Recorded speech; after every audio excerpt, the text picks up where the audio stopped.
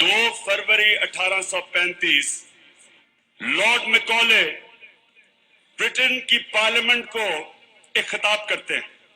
वो कहता है, मैं सारे हिंदुस्तान में फिरा हूं, ना मुझे कोई मांगने वाला मिला, बेगर मिला, ना मुझे कोई चोर मिला, और मैंने इतनी दौलत हिंदुस्तान में देखी है कि मैंने किसी और मुल्क में इतनी दौलत नहीं देखी। उसने कहा, और इनके अखलाकियात, मॉरल वैल्यूज इस इतने ऊंचे कैलिबर के हैं कि मैं नहीं समझता कि हम इनको फतह कर सकते हैं जब तक हम इनकी रीढ़ की हड्डी ना तोड़ें। और वो रीढ़ की हड्डी क्या है? इनका ईमान और इनका कल्चर। इसको हमें तोड़ना पड़ेगा अगर हमने फतह करना है। और आगे क्या लिखते हैं, वो हम कैसे तोड़ेंगे?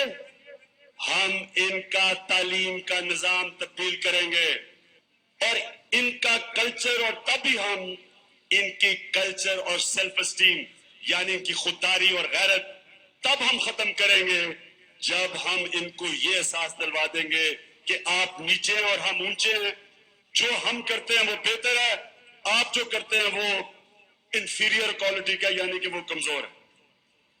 और कहता तभी हम इनको गुलाम बना सकेंगे। ये 1835 में लॉर्ड मैकॉले ने ब्रिटिश पार्लियामेंट में कहा।